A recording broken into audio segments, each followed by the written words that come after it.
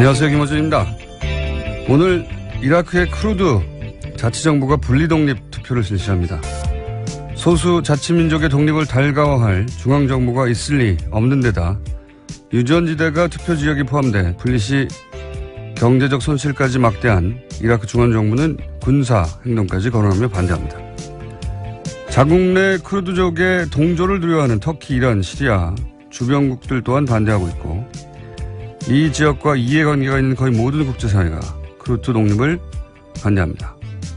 쿠르드족이 이라크 중앙정부 및 주변 국가 갈등으로 영내 긴장을 고조시키는 것은 IS 소탕에 악영향을 끼친다는 것이 그 논리입니다.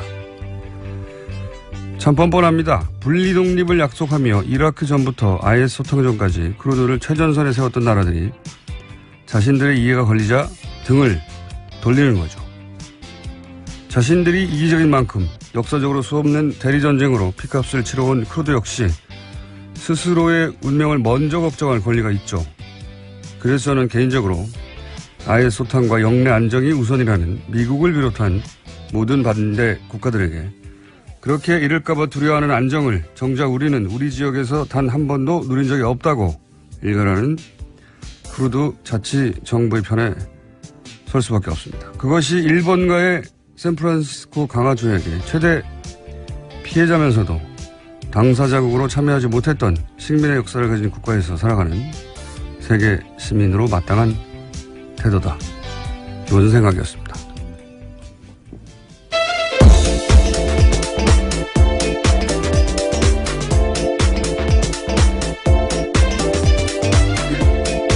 시사인의 김은지입니다. 이 쿠르드 분리독립. 네. 저는 개인적으로 관심이 많은 사건인데, 샌프란시스코 강화조약의 우리가 최대 피해자인데, 일본에. 예. 우리를 제외한 것은 당시 우리 입장에서 보면 미국의 배신이에요. 예. 왜냐하면 처음에는 우리를 넣어준다고 했다가 강화조약 당사자로. 일본이 반대해서, 그러니까 미국은 피해자인 우리 요구가 아니라 가해자인 일본 요청을 그때 들어줬거든요. 예. 그때 독도 영유권도 미국이 인정을 하게 되고, 우리 입장에서는 배신이죠. 예. 그게 60여 년 전에 있었던 일인데, 예. 이 쿠르드 자치정부도 미국 배신을 여러 번 겪었어요. 예. 이 얘기는 나중에 할 기회가 있을 것 같긴 한데, 가장 최근만 해도 이제 사담 후세인하고 미국이 대결을 했죠. 여러 차례. 예. 근데 유화 정책도 몇 번 있었어요. 그때마다 쿠르드 이용하고 또 배신하고 했는데, IS 소탕전에서도 이제 쿠르드를 독립을 미끼로 끌어들였죠. 최전선에. 예. 근데 이제 와서 이 독립투표를 미국이 가장 앞장서서 반대하고 있다. 미국의 쿠르드 정부 입장에 보자면, 자치정부, 미국의 배신이다. 뭐 이런 거죠. 그런 차에서 한번 다뤄봤고요. 자, 첫 번째 뉴스는 뭡니까? 네, 북한과 미국 간의 말폭탄 대결과 기싸움이 도를 넘어서고 있습니다. 시작은 트럼프 대통령이었는데요. 지난 19일 유엔 총회 연설에서 북한을 완전히 파괴하겠다, 김정은은 로켓맨이다 등의 이야기로 북한을 자극했습니다. 그러면서 시작되었는데 23일에는 북한 리용호 외무상이 유엔 총회 기조연설에서 트럼프 미국 대통령을 상대해서 트럼프 대통령은 정신 이상자, 거짓말의 왕초, 악의 대통령, 투정꾼 등의 표현을 표현했습니다. 그러자 또 트럼프 대통령은 자신의 트위터에다가 만약에 리용호 외무상이 리틀 로켓맨의 생각을 되짚은 것이라면 그들은 오래가지 못할 것이다 라고 썼습니다. 이 유엔 총회 연설에 이렇게 자극적인 문구를 트럼프 대통령이 연설에 포함하는 것을 천문들이 말렸다고 하죠. 천문들이 말렸고, 그런데 이제 본인이 집어넣은 것 같아요. 왜냐하면 전날까지도 참모들은 연설문에서 없었다고. 왜냐하면 이 연설을 하고 나서 비난을 엄청 받았거든요. 긴장감을 확 올리는 말이기 때문에요. 네. 당연히 그렇습니다. 미국 내에서도. 트럼프는 그러니까 백악관의 보좌 시스템을 이제 사실 깡그리 무시하고 있는 것이고, 예. 대신 트윗으로 그 모든 정치를 대신하고 있는 거죠. 이 대통령이 아니었고, 미국 대통령이 아니었고, 우리나라에서 이런 일이 있었으면 관종이라고 흔히 그렇게 지적질을 많이 당했겠죠. 예. 지금 현재 이 수준의 인사가 미국 대통령이 된 게 이제 세계적인 비극이고, 제가 보기에는, 또 한편으로는 미국의 수준인 거죠. 이 정도를 대통령으로 선정했으니까요. 근데 미국도 국민들은, 여기에 대해서 여론조사가 있던데 보니까 한 70%는 북한에 대한 선제 타격에 반대하는 걸로 나왔어요, 보니까. 네, 워싱턴 포스트와 ABC 뉴스가 23일에 발표한 여론조사인데 67%가 북한에 대한 선제 타격 반대한다라고 했고요. 미국이 군사적 공격을 가하면 동아시아에 더 큰 전쟁이 시작될 위험이 크다라는 답변도 70% 가까이 됐습니다. 뭐 정상적인 반응인데 대통령이 이 모양이니까요. 자, 이런 얘기를 주고받고 있습니다. 말폭탄을 주고받은 지 벌써 몇 개월째인데 양측의 소년이 되어가고 있습니다. 그런 상황입니다. 예, 이건 뭐 데자뷰예요. 몇 달 전부터 비슷한 얘기를 계속 하고 있기 때문에. 자, 다음 뉴스는요. 네, 군 댓글 관련된 소식도 계속 전해드리고 있습니다. 군 댓글 공작에 이명박 전 대통령이 구체적인 지시를 내렸다라는 문건이 나왔는데요. 오늘 아침 한겨레 신문 보도입니다. 김관진 당시 국방부 장관이 친필 서명한 A4 한 장짜리 문건인데 제목이 사이버사령부 관련 BH 협조회의 결과입니다. 여기에 주요 내용으로 군무원 증편에 대한 이야기가 있는데 이것은 대통령 지시다라고 명시되어 있습니다. 또 대통령께서 두 차례 지시하신 사항임을 명문화 강조라면서 이명박 전 대통령의 지시임을 굵은 표시로 강조되어 있습니다. 이게 좀 문건으로 나왔다는 게 뭐 추정하거나 짐작하거나 그런 게 아니라 문건으로 대통령이 지시한 사항이다. 군무원 학대, 사이버 사령부의 군무원 학대인 거죠. 예, 댓글 공작을 하고 있는. 근데 이제 대통령 국방장관 정도의 임명에 개입하는 것이 군 장성도 아니고요. 영관급도 아니고요. 군도 아니고 군의 군무원을 확대하라는 지시를 두 차례나 했다는 것은 그 군무원들이 뭘 하는지 알고도 지시했다고 밖에 볼 수 없는 문서로 된 최초의 증거죠, 현재. 네, 여기 또 주요 이슈에는요, 대응하는 것들이 한미 FTA나 제주 해군기지, 탈북자 인권 유린 등이라고 쓰여 있습니다. 지시를 받았다는 것이고, 대통령이 직접 알고 있었다는 사이버 사령부의 활동 내역을, 그리고 더 늘려라, 부족하다. 그런 문건이 처음으로 나왔다는 거죠. 실제 이런 사이버 사령부에서는 작전이라고, 군이다 보니 작전이라고 한, 국정원에서는 공작이라고 했겠죠. 예. 작전이라고 한 그 결과치는 문서가 아니라 대면 보고를 했다고 하니까, 예. 자기들도 알고 있었다는 거죠. 이게 문서를 남기면 안 된다는 걸. 그런 문서가 나왔고요. 자, 다음 수는요. 네, 어버이연합의 추선희 사무총장이 검찰 조사를 받았는데요. 지난 21일에 피해자 신분으로 나갔습니다. 당시에 한 진술이 눈길을 끌고 있는데 2010년에서 2011년 경부고속도로 죽전휴게소에서 중소기업을 운영한다는 남성을 10번 정도 만나서 한 번에 최대 300만 원씩 후원금을 받았다라고 진술했다고 합니다. 국정원 직원인지 몰랐다는 주장이잖아요. 예. 예, 근데 바로 그 다음날 또 검찰에 가서는요. 다르게 이야기를 합니다. 당시에 문제의 남성이 국정원 심리전단의 댓글 책임자인 민병주 전 단장이었다라고 이야기했다고 합니다. 처음에 몰랐다고 했다가, 예. 그 민병주 전 단장이었다고 다음날 얘기한 것도 저는 뭐 사실이 아닐 거라고 보는 것이 1급입니다. 심리전단 단장이 국정원. 예. 국정원 심리전단이 확대되고 나서 1급으로 바뀌었거든요. 2급에서. 1급이 200만 원 들고 10번이나, 예. 죽전 휴게소에 가가지고 본인이 국정원 단장인을 밝히지 않고 그냥 중소기업 하는 사람이라고 이럴 이유가 하나도 없어요. 굉장히 위험한 행동이죠. 네. 단장이 할 수 있는. 하나도 없습니다. 단장이 다루는 인력이나 자금의 사이즈가 얼마인데 직접 가서 국정원 단장이라고 말하고 이 일이 얼마나 중요한지를 말했다 하더라도 그걸 10번이나 할 이유가 있습니까?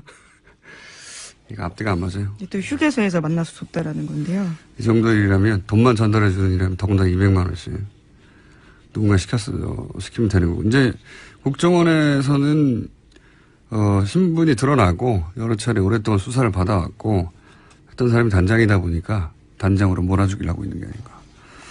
이런 추정을 해봅니다. 예. 합리적으로 납득하지 않는 진술인 것 같고요. 다음 뉴스는요?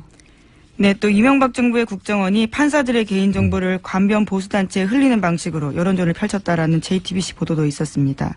2009년 8월 달 일인데요. 자유주의 진보연합이 공개했던 우리법 연구의 회원 명단이 있습니다. 여기에는 이름과 고향, 사법연수원 기수, 근무처 등 일반인들이 알기 어려운 개인정보가 모두 포함되어 있었습니다. 이걸 보면 이제 무슨 생각이 드냐면,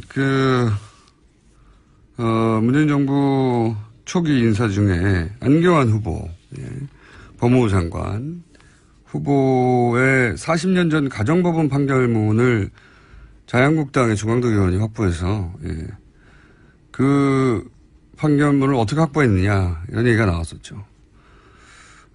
그리고 이제 김명수 대법원장 청문회 때도 법원 내에서 법원 행정처 정도만 알 수 있을 내부 정보를 어떻게 청문회 자유한국당 질의에서 나왔느냐. 예. 맥이 닿는 얘기인 것 같아요. 근데 이제 법원 내에서 나왔겠거니라고만 생각했는데 이제 이런 과거사를 보면 국정원도 그런 정보를 알고 있었을 수 있다. 예. 그런 의혹이 생길 만한, 예, 뉴스입니다. 그리고 그 대상은 그걸 시민단체라고 기사에서는 했지만 이건 관변단체죠. 태극기 집회 배경이 되는, 예, 그런 관변단체. 사실상 국정원이 돈을 주고 만든 단체가 아니냐라는 의혹을 사고 있습니다. 네, 그런 단체. 국정원에 직접 표면적으로 드러날 수 없으니, 예. 그리고 이런 단체들이 결국 나중에 태극기 집회를 하게 됩니다. 네, 왜냐하면 당시에 단체 명의로 낸 논평 문구도요, 국정원 직원이 전달해줬다라고 하거든요. 자신들이 스스로 한 일은 거의 없다라고 볼 수 있습니다. 자, 그런 의구심이 생길 만한 기사입니다. 네. 예, 최근에 등장하는 법원 내 정보들이 법원의 개인적인 판사, 개개인이 제보를 한 게 아니라 이런 연장선상에서, 예, 정보기관이 흘린 게 아닌가. 그렇게 따지면 굉장히 이상한 일인 거죠. 대통령의 기관인데 국정원이라는 것이. 예. 대통령이 바뀌었는데, 국정원장이 바뀌었는데, 거기로부터 만약에 정보가 야당으로 흘러갔다면 대단히 이상한 일이죠. 대단히. 아직 그 청와대 정도와 각 기관의 수상 정도만 바뀐 것이지 실제로 대통령의 기관인 국정원조차 제대로 장악되지 않았다. 현재까지는 그렇게 의심해 볼 만한, 추정해 볼 만한 뉴스입니다. 자, 오늘은 저희가 이 연속으로 인터뷰가 길어서 한두 가지 정도만 더 하면 끝날 것 같습니다. 시간이. 네, 자유한국당 정진석 의원의 발언이 논란이 되고 있습니다. 노무현 전 대통령이 부부싸움 후에 자살했다라는 이야기를 했기 때문인데요. 더불어민주당은 당 차원에서 공식 대응을 하겠다고 밝혔습니다.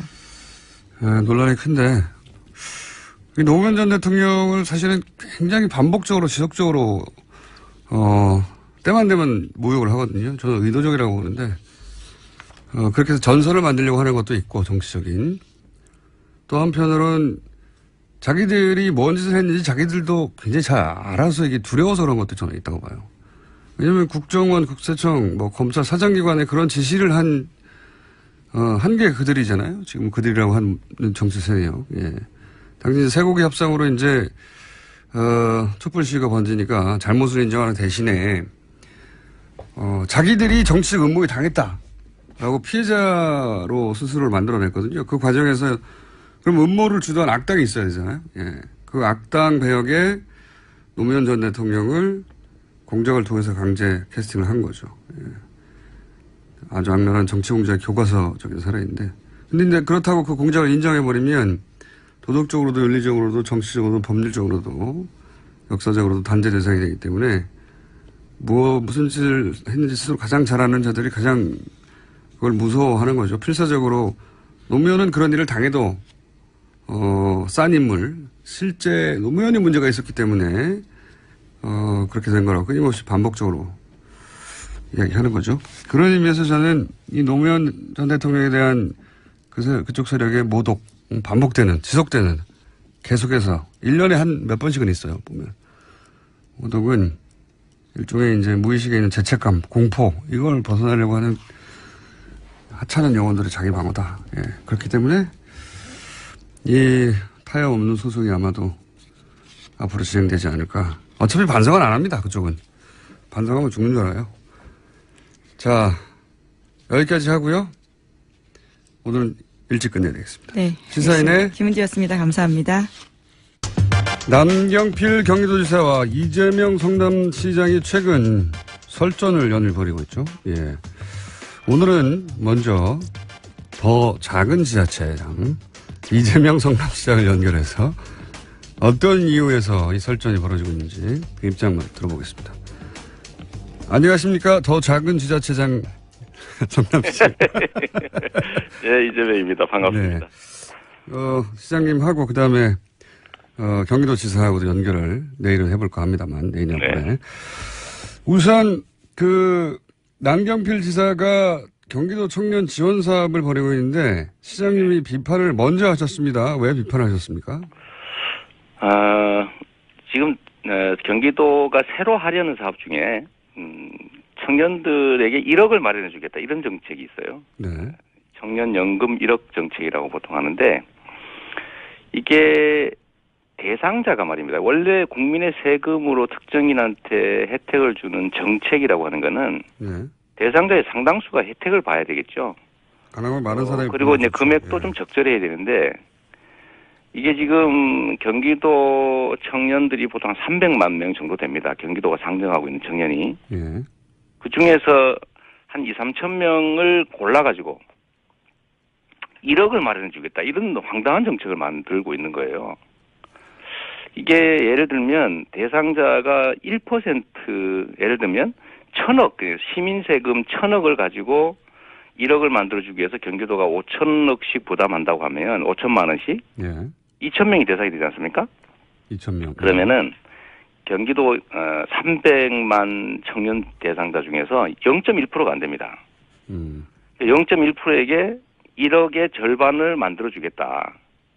1억을 만드는데 절반을 부담해 주겠다. 이런 정책이라서 첫째로 대상자가 극히 희소하다. 1000분의 1 정도에 미달한다. 그러니까 매우 사행적이다. 이게 완전히 로또다, 로또. 그런 뜻이고요. 두 번째로는 무슨 1억을 이렇게 좋아합니까? 그러니까 이 대상자도 매우 적은 그리고 국민의 세금은 많이 들어가는 그러나 대상자들이 보기에는 와 1억 이렇게 생각할 수 있는 정책을 만들었다는 측면에서 이제 포퓰리즘적이다. 그래서 제가 사행성의 포퓰리즘 정책이다라고 제가 말씀드린 거예요. 그리고 또 하나 더 말씀드리면 네. 이게 이 논쟁이 처음 시작된 거는 이 1억 연금 통장 때문이었는데 얼마 전에 경기도가 청년 통장이라고 하는 사업을 이제 모집을 했어요. 네. 그러니까 이거는 또 반반 가까이 돼가지고 1,000만 원 만들어준 통장 사업입니다. 1,000만 원을. 예. 1,000만 원. 그러니까 이것도 1,000만 원 그러니까 신청자가 최도했겠죠. 예. 인기가 막 올라가서 검색어에 상위에 올라가고 막 이런 일이 있었는데 저는 이미 시행하고 있는 1,000만 원 정도 만드는 것은 그런 대로 할 수 있다라는 입장이죠.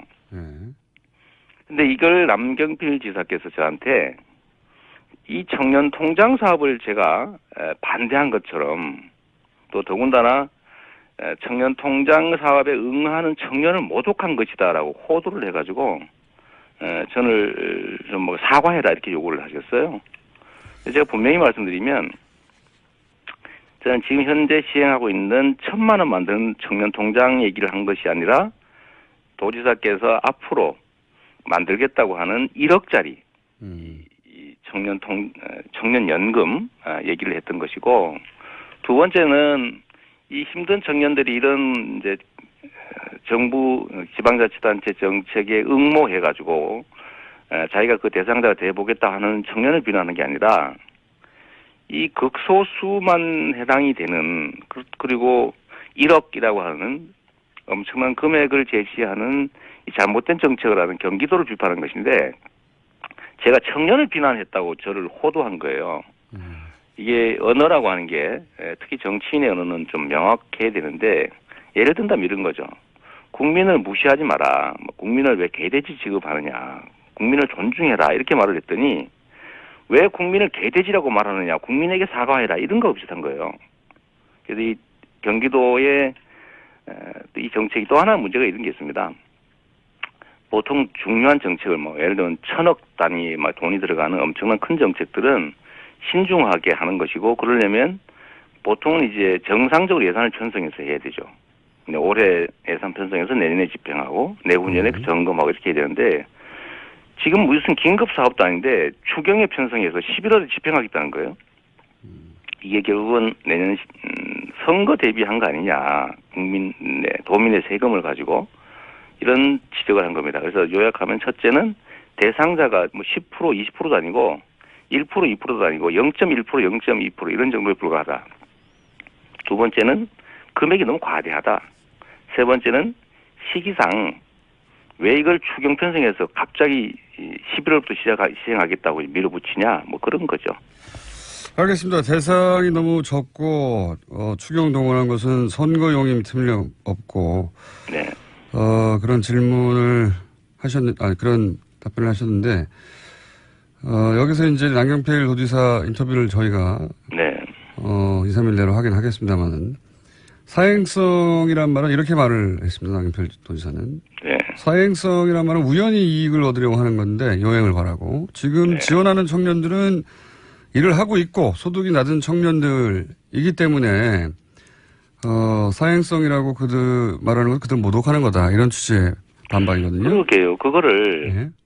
예를 들면 성남시가 100억 정도를 들여서 대상자 전원을 상대로 100만 원씩의 청년 배당을 지급하면 100%가 대상 아닙니까? 네. 그걸 비난하는 것은 뭐 그야 뭐 예를 들면 80%만 줘라라고 할 수 있죠. 근데 만약에 이 100억을 들여서 대상자 10,000명 중에서 1000분의 1, 그러니까 10명만 골라가지고 10억씩 주면 이거 옳은 사업이겠습니까?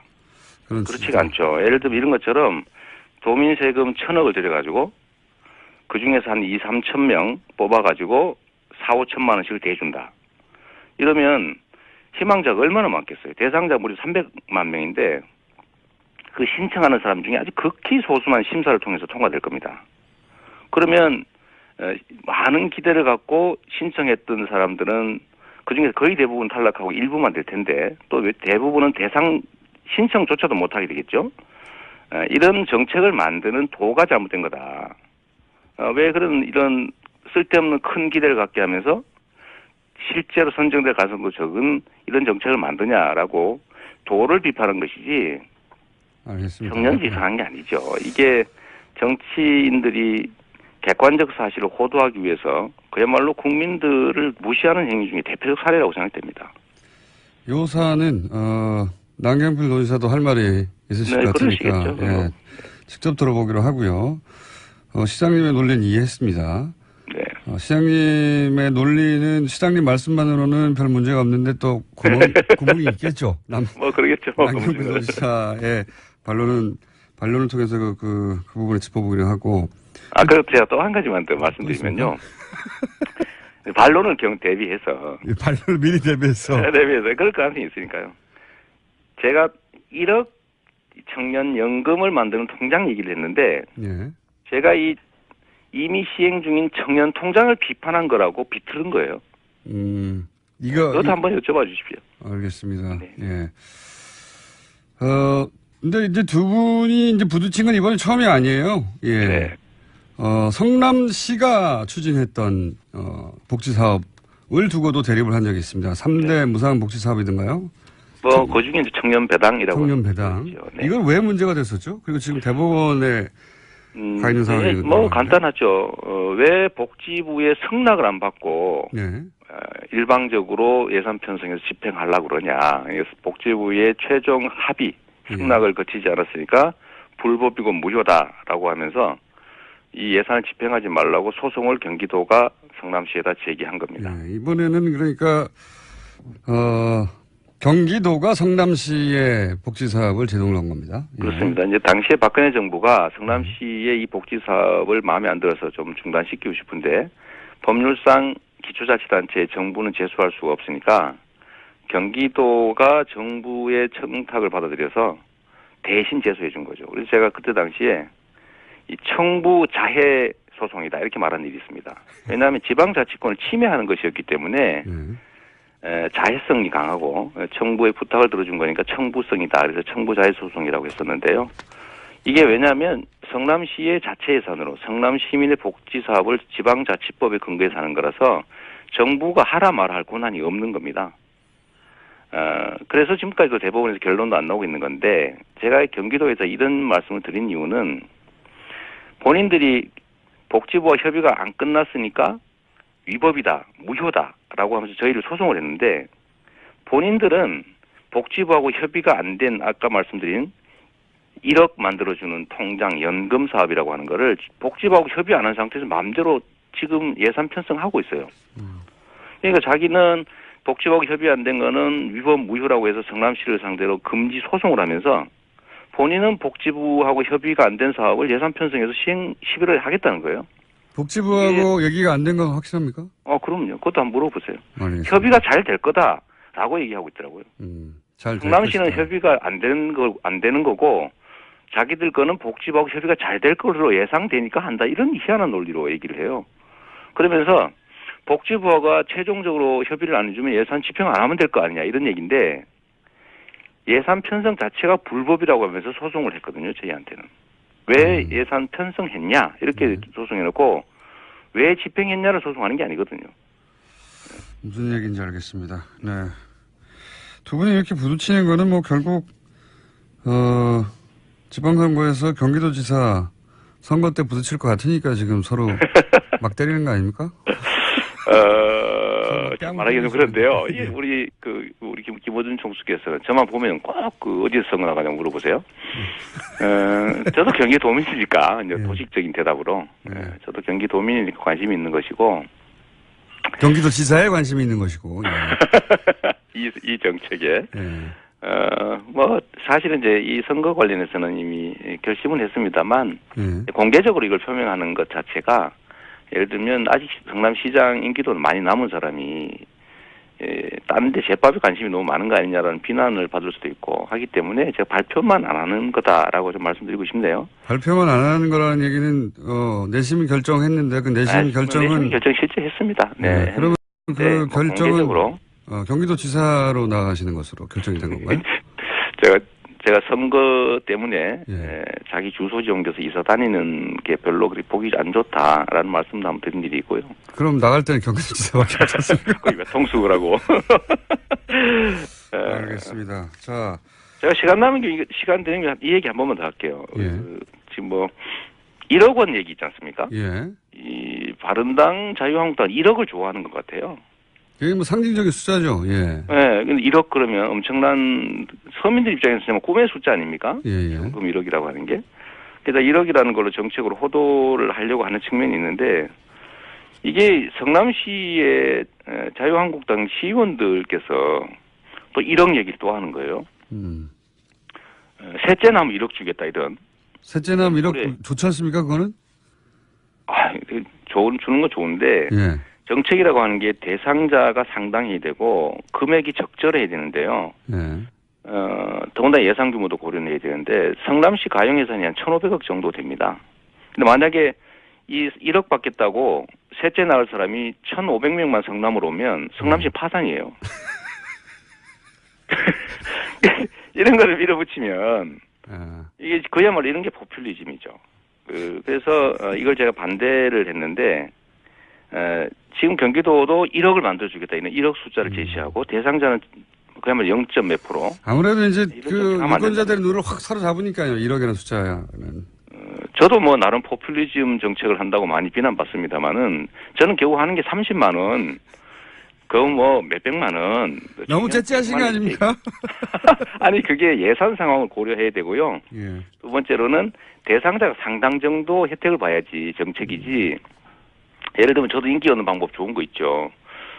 성남시민 1인당 1억씩 주겠다 그러고 한 100억 편성해서 한 100명 뽑아주면 그것도 정책은 정책 아닙니까? 만약 제가 그랬다고 하면요. 대상자가 0.1% 뭐 1%밖에 안 되는 몇 천만 원 주는 사업했다 그러면 제가 아마 맞아 죽지 않았을까요? 아니 맞아 죽지는 않고. 아 그래요? 예. 그 아이디어를 먼저 생각하셨으면 1억을 먼저 밀고 나가셨을지도 몰라요. 저희도 사실 고민했어요.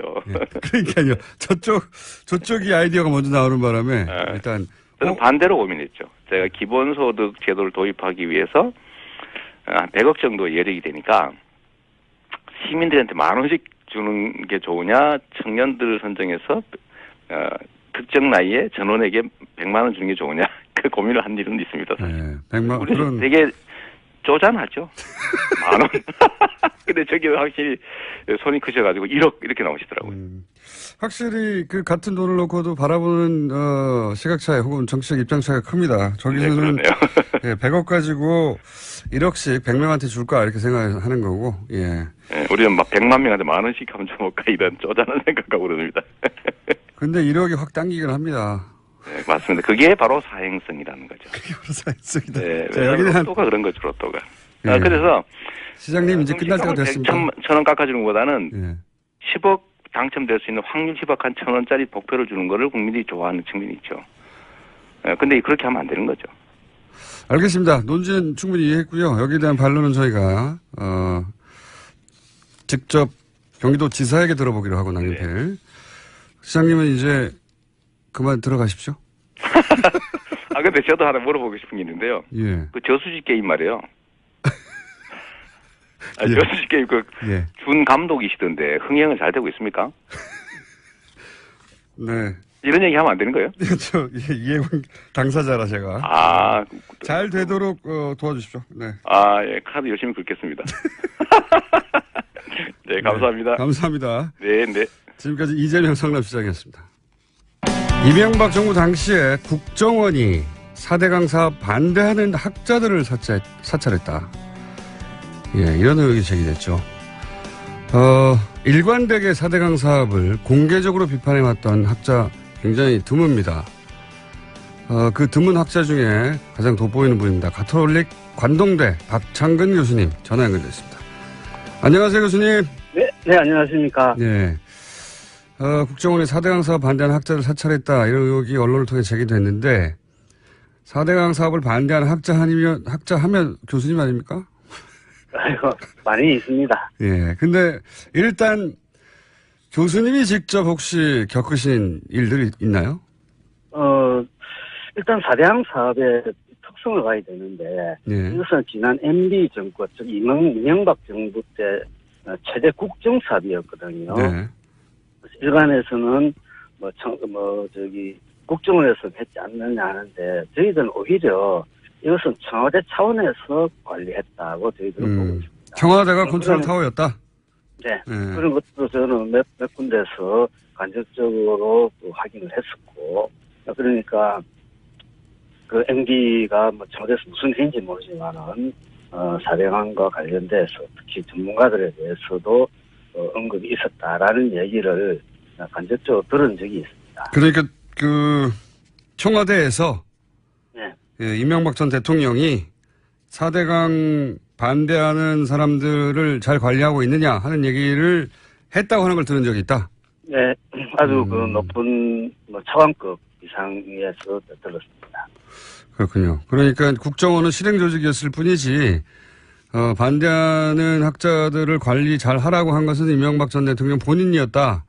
이렇게 저희들은 네. 저는 그렇게 보고 있고 국정원에서 저를 사찰한 것은 한 정황상으로 한 6군데 이상 저는 이미 확인을 하고 있습니다. 정황상 대여서 사례는 구체적으로 어떤 것들입니까? 일단은 제가 일단 박원순 제약 문건 네. 거기에 보면은 첫 페이지에 4대강 반대론자인 박창근 교수가 서울시정에 참여하고 있어 좌파 지정이 될 것이다 있지 않습니까? 예. 일단 그건 직접적인 거고 간접적으로는 제가 4대강 사업 전에 교수님과 연구 용역을 하게 안 되겠습니까? 그래서 군에서 용역을 했는데 국정원에서 저와 관련된 자료를 다 제출받아갔다. 그래서 그 담당 공무원이 저한테 슬쩍 기뜸을 해주더라고요. 아하, 군에서 용역 사업을 했었는데 국정원이 군에 와서 담당 직원한테서 용역 사업 자료를 다 받아갔다.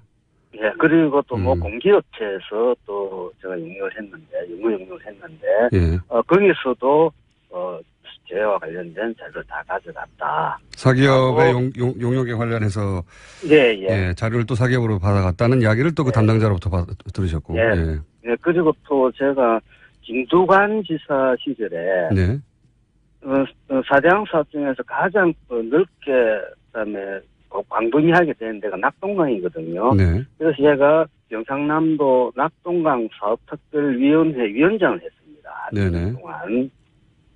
그때 제 지인으로부터 부산 창원 쪽에 있는 국정원 친구가 박창근 교수를 소위 해가지고 디지털 해봤는데 연구와 관련돼서 뒷조사를 해봤는데 그렇게 심각한 건 없더라. 네. 라는 것을 또 이야기를 했었었고. 연구비 뒷조사. 예. 네. 그리고 또 국정원 직원을 한번 또 만났습니다. 보자 그래서. 아, 직접 만나셨어요? 네. 네.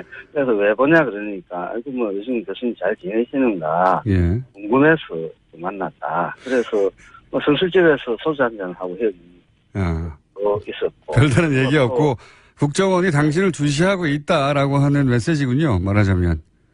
저는 그렇게 느꼈고, 네. 그래 안 느꼈으니까. 그리고 또, 최근에 이제 알았는데, 제가 다니는 가톨릭 관동대학교에도, 예.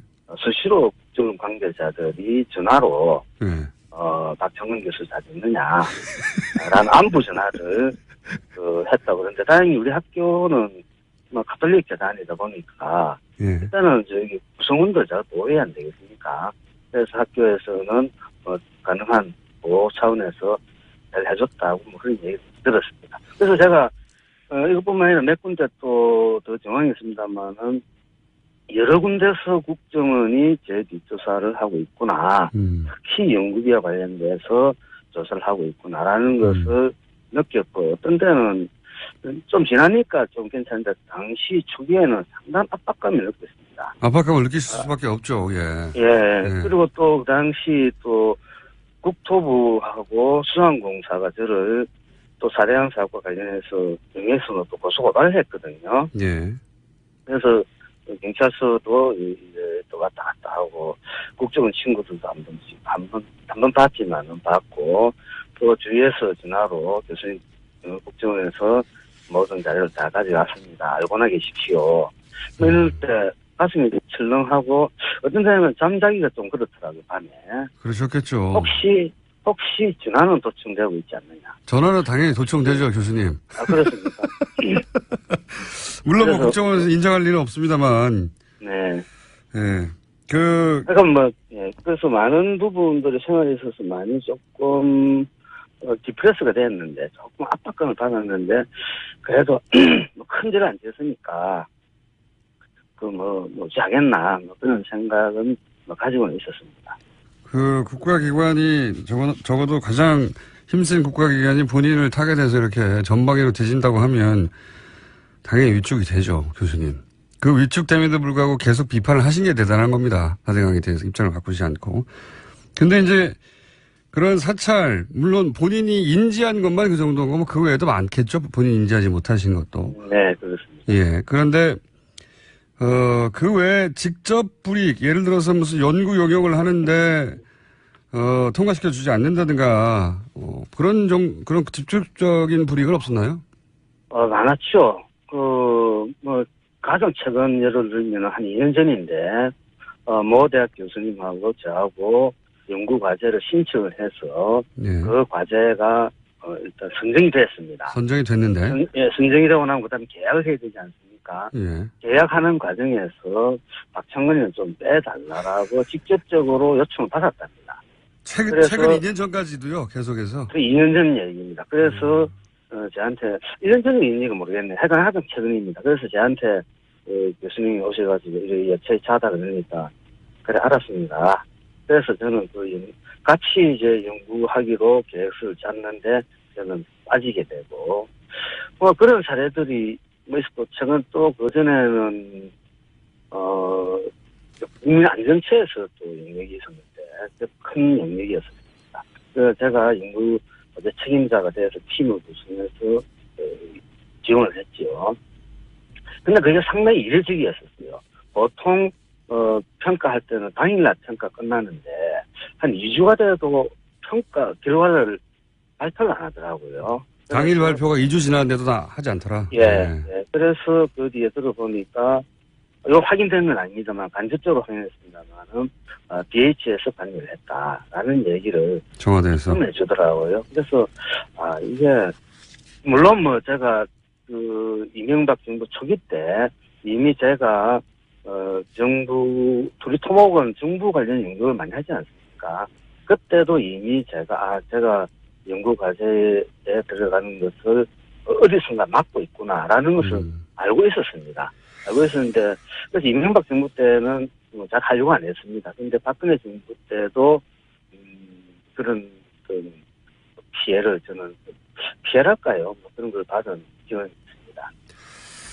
알겠습니다. 교수님뿐만 아니라 사실은 4대강에 반대했던 그렇게 많지는 않았지만 학자들은 대부분 유사한 피해를 당했을 것 같은데 네. 거꾸로 블랙리스트만 있는 게 아니라 요즘 보면 화이트리스트가 등장하지 않습니까? 네. 예.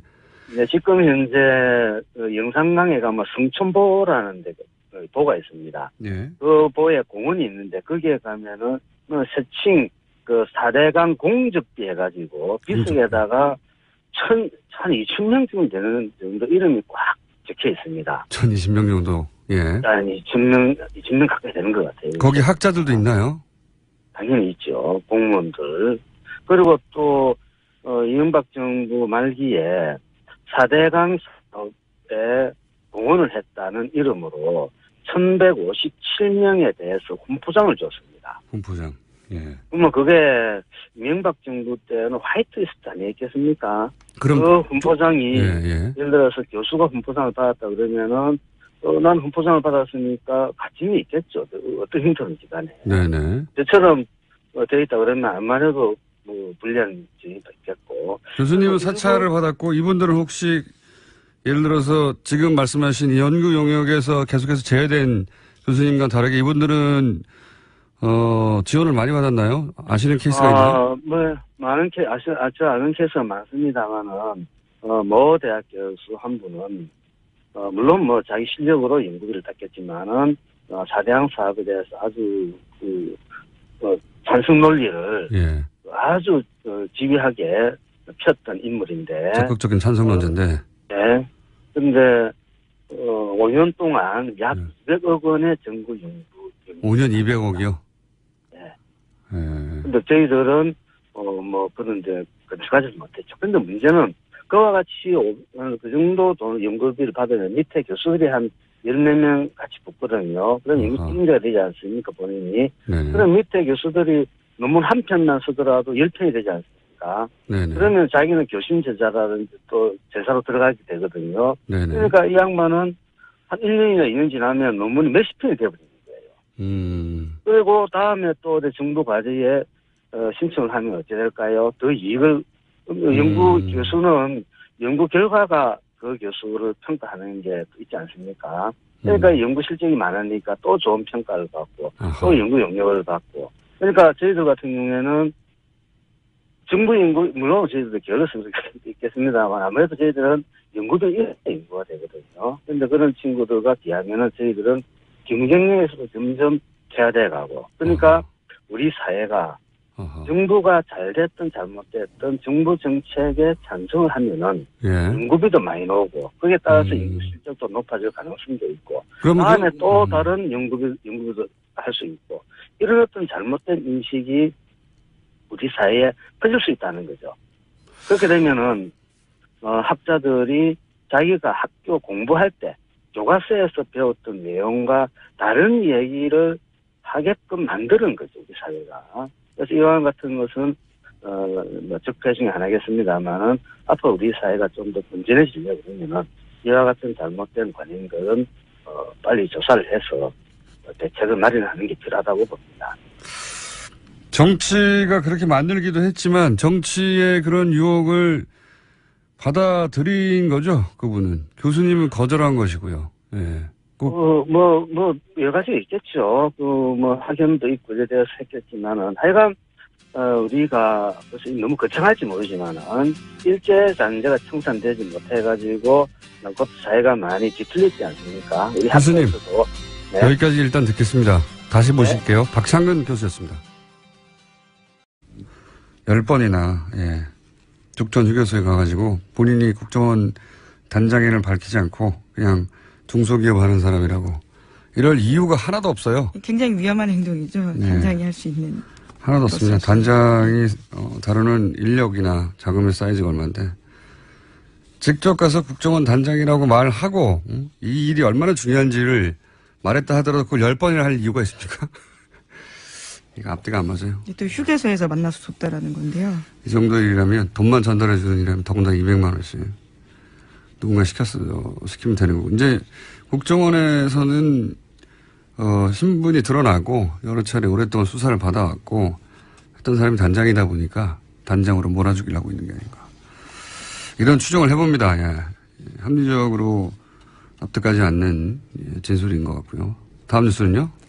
네, 또 이명박 정부의 국정원이 판사들의 개인정보를 관변 보수단체에 흘리는 방식으로 여론전을 펼쳤다라는 JTBC 보도도 있었습니다. 2009년 8월 달 일인데요. 자유주의 진보연합이 공개했던 우리법 연구의 회원 명단이 있습니다. 여기에는 이름과 고향, 사법연수원 기수, 근무처 등 일반인들이 알기 어려운 개인정보가 모두 포함되어 있었습니다. 이걸 보면 이제 무슨 생각이 드냐면 문재인 정부 초기 인사 중에 안경환 후보, 법무부 장관 후보의 40년 전 가정법원 판결문을 자유한국당의 중앙도 의원이 확보해서 그 판결문을 어떻게 확보했느냐 이런 얘기가 나왔었죠. 그리고 이제 김명수 대법원장 청문회 때도 법원 내에서 법원 행정처 정도만 알 수 있을 내부 정보를 어떻게 청문회 자유한국당 질의에서 나왔느냐. 맥이 닿는 얘기인 것 같아요. 근데 법원 내에서 나왔겠거니라고만 생각했는데 이제 이런 과거사를 보면 국정원도 그런 정보를 알고 있었을 수 있다. 그런 의혹이 생길 만한 뉴스입니다. 그리고 그 대상은 그걸 시민단체라고 기사에서는 했지만 이건 관변단체죠. 태극기 집회 배경이 되는 그 관변단체. 사실상 국정원이 돈을 주고 만든 단체가 아니냐라는 의혹을 사고 있습니다. 네, 그런 단체. 국정원에 직접 표면적으로 드러날 수 없으니. 그리고 이런 단체들이 결국 나중에 태극기 집회를 하게 됩니다. 네, 왜냐하면 당시에 단체 명의로 낸 논평 문구도요. 국정원 직원이 전달해줬다라고 하거든요. 자신들이 스스로 한 일은 거의 없다라고 볼 수 있습니다. 자, 그런 의구심이 생길 만한 기사입니다. 네. 최근에 등장하는 법원 내 정보들이 법원의 개인적인 판사, 개개인이 제보를 한 게 아니라 이런 연장선상에서 정보기관이 흘린 게 아닌가. 그렇게 따지면 굉장히 이상한 일인 거죠. 대통령의 기관인데 국정원이라는 것이. 대통령이 바뀌었는데 국정원장이 바뀌었는데 거기로부터 만약에 정보가 야당으로 흘러갔다면 대단히 이상한 일이죠. 대단히. 아직 그 청와대 정도와 각 기관의 수상 정도만 바뀐 것이지 실제로 대통령의 기관인 국정원조차 제대로 장악되지 않았다. 현재까지는 그렇게 의심해 볼 만한 추정해 볼 만한 뉴스입니다. 자, 오늘은 저희가 이 연속으로 인터뷰가 길어서 한두 가지 정도만 더 하면 끝날 것 같습니다. 시간이. 네, 자유한국당 정진석 의원의 발언이 논란이 되고 있습니다. 노무현 전 대통령이 부부싸움 후에 자살했다라는 이야기를 했기 때문인데요. 더불어민주당은 당 차원에서 공식 대응을 하겠다고 밝혔습니다. 논란이 큰데 노무현 전 대통령을 사실은 굉장히 반복적으로 지속적으로 때만 되면 모욕을 하거든요. 저는 의도적이라고 보는데 그렇게 해서 전설을 만들려고 하는 것도 있고 정치적인. 또 한편으로는 자기들이 뭔 짓을 했는지 자기들도 굉장히 잘 알아서 이게 두려워서 그런 것도 저는 있다고 봐요. 왜냐하면 국정원, 국세청, 검찰 사장기관에 그런 지시를 한 게 그들이잖아요. 지금 그들이라고 하는 정치 세력.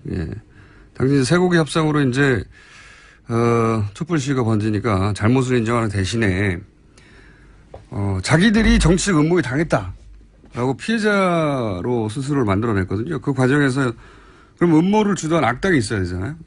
그 악당 배역에 노무현 전 대통령을 공작을 통해서 강제 캐스팅을 한 거죠. 아주 악랄한 정치 공작 교과서적인 사례인데. 근데 그렇다고 그 공작을 인정해버리면 도덕적으로도 윤리적으로도 정치적으로도 법률적으로도 역사적으로도 단죄 대상이 되기 때문에 무슨 짓을 했는지 스스로 가장 잘 아는 자들이 가장 그걸 무서워하는 거죠. 필사적으로 노무현은 그런 일을 당해도 싼 인물, 실제 노무현이 문제가 있었기 때문에 그렇게 된 거라고 끊임없이 반복적으로 이야기하는 거죠. 그런 의미에서 저는 이 노무현 전 대통령에 대한 그쪽 세력의 모독, 반복되는, 지속되는, 계속해서 1년에 한 몇 번씩은 있어요. 보면 모독은 일종의 이제 무의식에 있는 죄책감, 공포 이걸 벗어나려고 하는 하찮은 영혼들의 자기 방어다. 예. 그렇기 때문에 이 타협 없는 소송이 아마도 앞으로 진행되지 않을까. 안녕하세요, 김호준입니다. 오늘 이라크의 쿠르드 자치정부가 분리독립 투표를 실시합니다. 소수 자치민족의 독립을 달가워할 중앙정부가 있을 리 없는 데다 유전지대가 투표지역이 포함돼 분리시 경제적 손실까지 막대한 이라크 중앙정부는 군사 행동까지 거론하며 반대합니다. 자국 내 쿠르드족의 동조를 두려워하는 터키, 이란, 시리아 주변국들 또한 반대하고 있고 이 지역과 이해관계가 있는 거의 모든 국제사회가 쿠르드 독립을 반대합니다. 쿠르드족이 이라크 중앙정부 및 주변 국가 갈등으로 영내 긴장을 고조시키는 것은 IS 소탕에 악영향을 끼친다는 것이 그 논리입니다. 참 뻔뻔합니다. 분리독립을 약속하며 이라크 전부터 IS 소탕 전까지 쿠르드를 최전선에 세웠던 나라들이 자신들의 이해가 걸리자 등을 돌리는 거죠. 자신들이 이기적인 만큼 역사적으로 수없는 대리전쟁으로 피값을 치러온 쿠르드 역시 스스로의 운명을 먼저 걱정할 권리가 있죠. 그래서 저는 개인적으로 IS 소탕과 영내 안정이 우선이라는 미국을 비롯한 모든 반대 국가들에게 그렇게 이럴까봐 두려워하는 안정을 정작 우리는 우리 지역에서 단 한 번도 누린 적이 없다고 일갈하는 쿠르드 자치정부의 편에 설 수밖에 없습니다. 그것이 일본과의 샌프란시스코 강화 조약의 최대 피해자면서도 당사자국으로 참여하지 못했던 식민의 역사를 가진 국가에서 살아가는 세계 시민으로 마땅한 태도다. 이것은 생각이었습니다.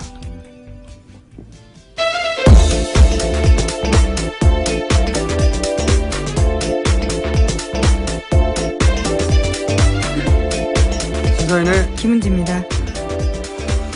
이 쿠르드 분리독립. 네. 저는 개인적으로 관심이 많은 사건인데, 샌프란시스코 강화 조약의 우리가 최대 피해자인데, 일본에. 예. 우리를 제외한 것은 당시 우리 입장에서 보면 미국의 배신이에요. 예. 왜냐하면 처음에는 우리를 넣어준다고 했다가 강화조약 당사자로. 일본이 반대해서, 그러니까 미국은 피해자인 우리 요구가 아니라 가해자인 일본 요청을 그때 들어줬거든요. 예. 그때 독도, 영유권도 미국이 인정을 하게 되고, 우리 입장에서는 배신이죠. 예. 그게 60여 년 전에 있었던 일인데, 예. 이 쿠르드 자치정부도 미국 배신을 여러 번 겪었어요. 예. 이 얘기는 나중에 할 기회가 있을 것 같긴 한데, 가장 최근만 해도 이제 사담 후세인하고 미국이 대결을 했죠. 여러 차례. 예. 근데 유화 정책도 몇 번 있었어요. 그때마다 쿠르드 이용하고 또 배신하고 했는데, IS 소탕전에서도 이제 쿠르드를 독립을 미끼로 끌어들였죠. 최전선에. 예. 근데 이제 와서 이 독립투표를 미국이 가장 앞장서서 반대하고 있다. 미국의 쿠르드 정부 입장에 보자면, 자치정부, 미국의 배신이다, 뭐 이런 거죠. 그런 차원에서 한번 다뤄봤고요. 자, 첫 번째 뉴스는 뭡니까? 네, 북한과 미국 간의 말폭탄 대결과 기싸움이 도를 넘어서고 있습니다. 시작은 트럼프 대통령이었는데요. 지난 19일 유엔 총회 연설에서 북한을 완전히 파괴하겠다, 김정은은 로켓맨이다 등의 이야기로 북한을 자극했습니다. 그러면서 시작되었는데 23일에는 북한 리용호 외무상이 유엔 총회 기조연설에서 트럼프 미국 대통령을 상대해서 트럼프 대통령은 정신 이상자, 거짓말의 왕초, 악의 대통령, 투정꾼 등의 표현을 표현했습니다. 그러자 또 트럼프 대통령은 자신의 트위터에다가 만약에 리용호 외무상이 리틀 로켓맨의 생각을 되짚은 것이라면 그들은 오래가지 못할 것이다 라고 썼습니다. 이 유엔 총회 연설에 이렇게 자극적인 문구를 트럼프 대통령이 연설에 포함하는 것을 참모들이 말렸다고 하죠. 참모들이 말렸고, 그런데 이제 본인이 집어넣은 것 같아요. 왜냐하면 전날까지도 참모들은 연설문에서 없었다고. 왜냐하면 이 연설을 하고 나서 비난을 엄청 받았거든요. 긴장감을 확 올리는 말이기 때문에요. 네. 당연히 그렇습니다. 미국 내에서도. 트럼프는 그러니까 백악관의 보좌 시스템을 이제 사실 깡그리 무시하고 있는 것이고, 예. 대신 트윗으로 그 모든 정치를 대신하고 있는 거죠. 이 대통령이 아니었고, 미국 대통령이 아니었고, 우리나라에서 이런 일이 있었으면, 관종이라고 흔히 그렇게 지적질을 많이 당했겠죠. 예. 지금 현재 이 수준의 인사가 미국 대통령이 된 게 이제 세계적인 비극이고, 제가 보기에는, 또 한편은 미국의 수준인 거죠. 이 정도를 대통령으로 선정했으니까요. 근데 미국도 국민들은, 여기에 대해서 여론조사가 있던데 보니까 한 70%는 북한에 대한 선제 타격에 반대하는 걸로 나왔어요, 보니까. 네, 워싱턴 포스트와 ABC 뉴스가 23일에 발표한 여론조사인데 67%가 북한에 대한 선제 타격 반대한다라고 했고요. 미국이 군사적 공격을 가하면 동아시아에 더 큰 전쟁이 시작될 위험이 크다라는 답변도 70% 가까이 됐습니다. 뭐 정상적인 반응인데 대통령이 이 모양이니까요. 자, 이런 얘기를 주고받고 있습니다. 말폭탄을 주고받은 지 벌써 몇 개월째인데 예, 양측의 소년이 되어가고 있습니다. 그런 상황입니다. 예, 이건 뭐 데자뷰예요. 몇 달 전부터 비슷한 얘기를 계속 하고 있기 때문에. 자, 다음 뉴스는요. 네, 군 댓글 관련된 소식도 계속 전해드리고 있습니다. 군 댓글 공작에 이명박 전 대통령이 구체적인 지시를 내렸다라는 문건이 나왔는데요. 오늘 아침 한겨레 신문 보도입니다. 김관진 당시 국방부 장관이 친필 서명한 A4 한 장짜리 문건인데 제목이 사이버사령부 관련 BH 협조회의 결과입니다. 여기에 주요 내용으로 군무원 징편에 대한 이야기가 있는데 이것은 대통령 지시다라고 명시되어 있습니다.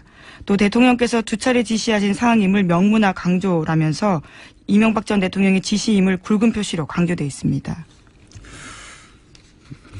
이게 좀 문건으로 나왔다는 게 뭐 추정하거나 짐작하거나 그런 게 아니라 문건으로 대통령이 지시한 사항이다. 군무원 학대, 사이버 사령부의 군무원 학대인 거죠. 예, 댓글 공작을 하고 있는. 근데 이제 대통령 국방장관 정도의 임명에 개입하는 것이 군 장성도 아니고요. 영관급도 아니고요. 군도 아니고 군의 군무원을 확대하라는 지시를 두 차례나 했다는 것은 그 군무원들이 뭘 하는지 알고도 지시했다고 밖에 볼 수 없는 문서로 된 최초의 증거죠, 현재. 네, 여기 또 주요 이슈에는요, 대응하는 것들이 한미 FTA나 제주 해군기지, 탈북자 인권 유린 등이라고 쓰여 있습니다. 지시를 받았다는 것이고, 대통령이 직접 알고 있었다는 사이버 사령부의 활동 내역을, 그리고 더 늘려라, 부족하다. 그런 문건이 처음으로 나왔다는 거죠. 실제 이런 사이버 사령부에서는 작전이라고, 군이다 보니 작전이라고 한, 국정원에서는 공작이라고 했겠죠. 예. 작전이라고 한 그 결과치는 문서가 아니라 대면 보고를 했다고 하니까, 예. 자기들도 알고 있었다는 거죠. 이게 문서를 남기면 안 된다는 걸. 그런 문서가 나왔고요. 자, 다음 수는요. 네, 어버이연합의 추선희 사무총장이 검찰 조사를 받았는데요. 지난 21일에 피해자 신분으로 나갔습니다. 당시에 한 진술이 눈길을 끌고 있는데 2010년에서 2011년 경부고속도로 죽전휴게소에서 중소기업을 운영한다는 남성을 10번 정도 만나서 한 번에 최대 300만 원씩 후원금을 받았다라고 진술했다고 합니다. 국정원 직원인지 몰랐다는 주장이잖아요. 예. 예, 근데 바로 그 다음날 또 검찰에 가서는요. 다르게 이야기를 합니다. 당시에 문제 남성이 국정원 심리전단의 댓글 책임자인 민병주 전 단장이었다라고 이야기했다고 합니다. 처음에 몰랐다고 했다가, 예. 그 민병주 전 단장이었다고 다음날 얘기한 것도 저는 뭐 사실이 아닐 거라고 보는 것이 1급입니다. 심리전단 단장이 국정원.